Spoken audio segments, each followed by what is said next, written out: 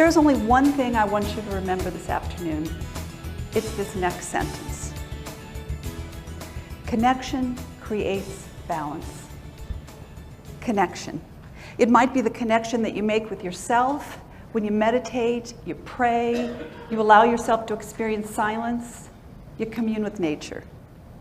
It might be the connection that you make with your family, your friends, your colleagues, your coworkers, your vendors, the strangers that you meet every day. Or it might be the connection you feel when you offer your humanness to your God. But real balance originates in connection. Now, I'm not against all the ways that the experts have told us to balance our lives. The strategies are invaluable. But the fact of the matter is, you wouldn't be in this room if you weren't already really good at them. I mean, look at you. You're upright, you're facing the correct direction, you found the room, you're here on time. You know how to do this. The problem that I have with some of the strategies, take time management, for example, as a philosophy of life, is that for every hour that I allegedly save, I have 10 hours of demands competing for it. The bottom line is this: unless we learn to connect, no amount of managing, organizing, delegating, prioritizing, or simplifying is going to make you feel good. And feeling good is what life balance is all about. Every single business measurement is improved when you take people who aren't thriving and compare them to people who are thriving. It makes perfect business sense. And that's why the new life balance motto has to be, when you can't keep up, connect.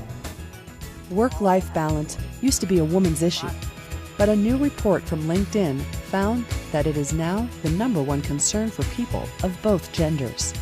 While everybody loves a great bargain, the truth is the best things in life really are free. And Mary LoVerde, author of Stop Screaming at the Microwave, has some wonderful ideas on how to connect with your spirit or connect with that which brings you joy. That's what we mean by spirit. And at the same time, bring some to those you love. This is a great idea. Free, free, free, free, free. So what I did was I came up with a concept called a memory jar. I got a cut glass jar with a lid. You could use anything, an oatmeal box. And then on little pieces of paper, I wrote down a memory. I remember the talk we had the night before I got married. I remember calling you from the hospital and telling you that your first grandchild had been born.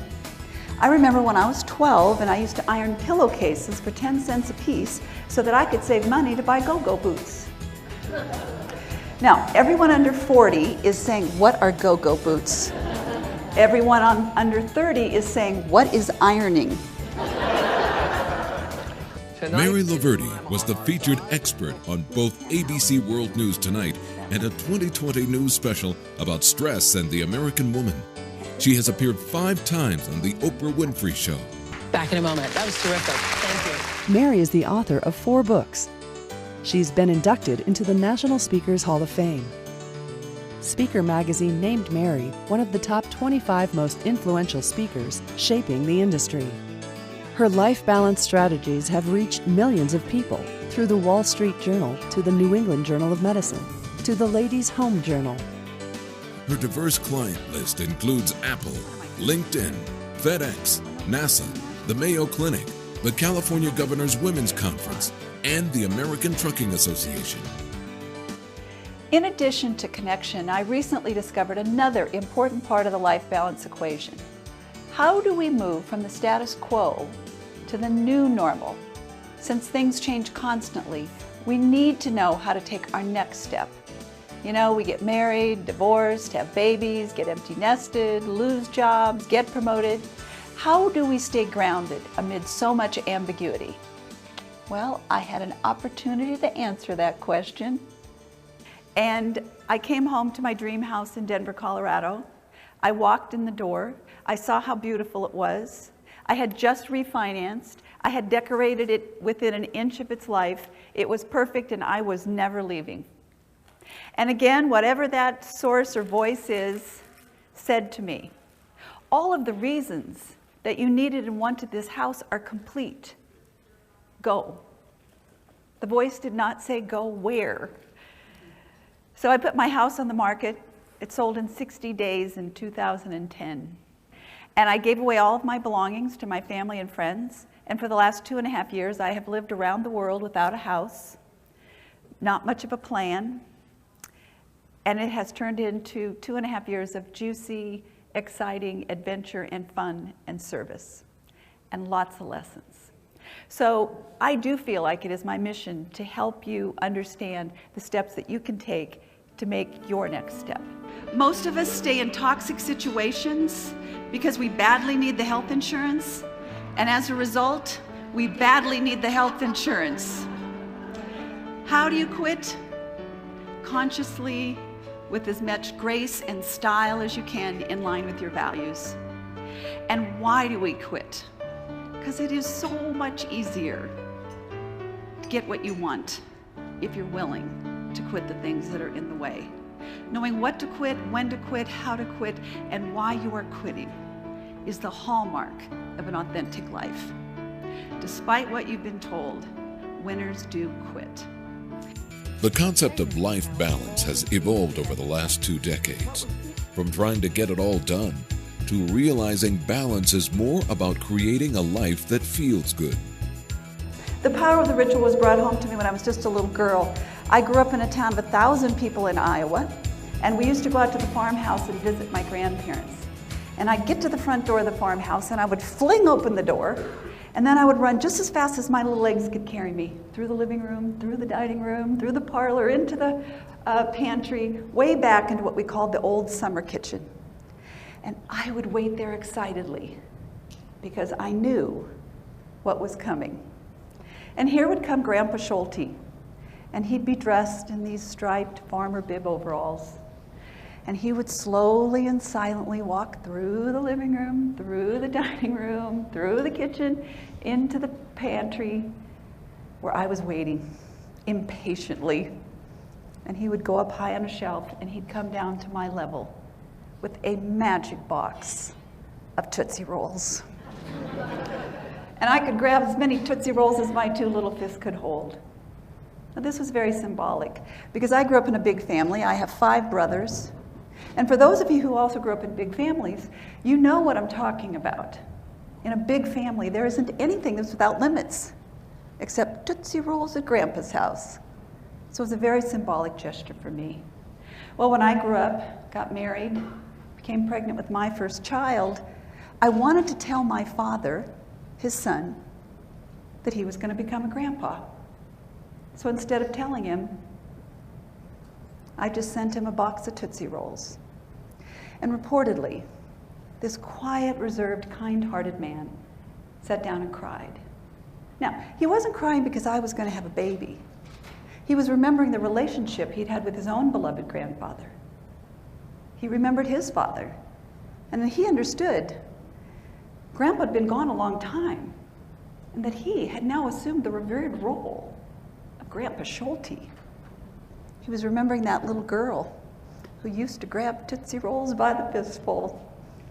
And now she's a grown woman, having a baby of her own. Those emotions span 5 generations. That is the power of the ritual. Mary is a former faculty member of the University of Colorado School of Medicine and was the director of the Hypertension Research Center for 15 years. She offers high-energy, interactive programs with innovative, practical ideas to keep your life in balance and to take your next step. Yeah, and it feels dicey.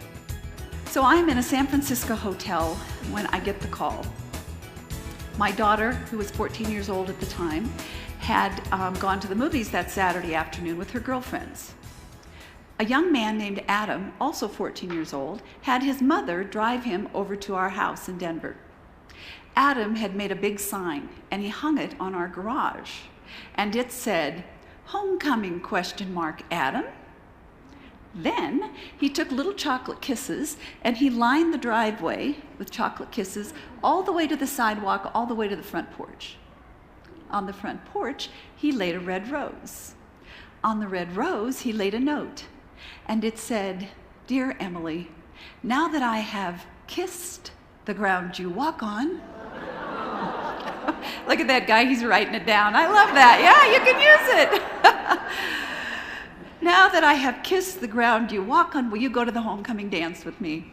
And back then, in pure dating protocol, he wrote, P.S. If the answer is yes, page me.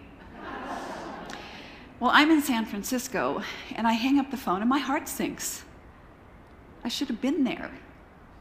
I felt very hypocritical, going around the world telling everyone to stay connected to what's important, and I'm out of town on the weekends working.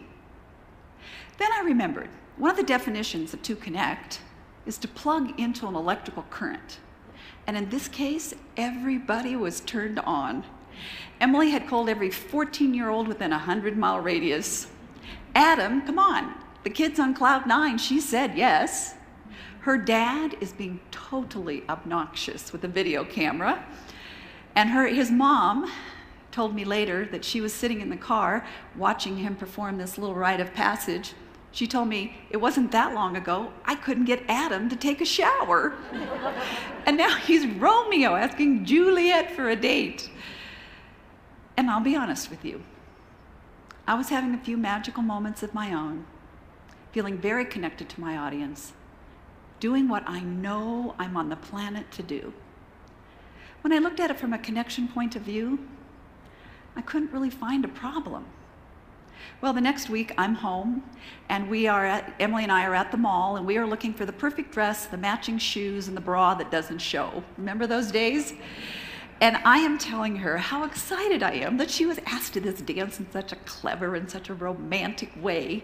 She stops in the middle of the mall, stomps her foot, and says, "You're gonna use this story in your talks, aren't you?" I said, "Oh, Emily, I already have." But doesn't that turn us on? When there is someone in our lives, whether it's our partner, or spouse, or best friend, or cousin, or child, there's somebody in our lives that knows us so well. They know what we're going to say or think or do or feel. And isn't that the little kernel that takes us on our journey and allows us to connect and take our next step? I have 3 goals for my program. I want people to start thinking about life balance in an entirely new way. I want them to walk out of there with at least one and maybe several specific things they're actually going to do. And third, and maybe most importantly, I want them to say to themselves, you know, maybe this lady's right. Given this new definition of life balance, I'm not doing such a bad job. Okay, so I don't get it all done, but I've created tremendous connections in my life, personally, professionally, in my community, spiritually. Maybe it's time to give myself credit for all the good I do. And I would say, indeed, it is time to give ourselves credit for all the good that we do.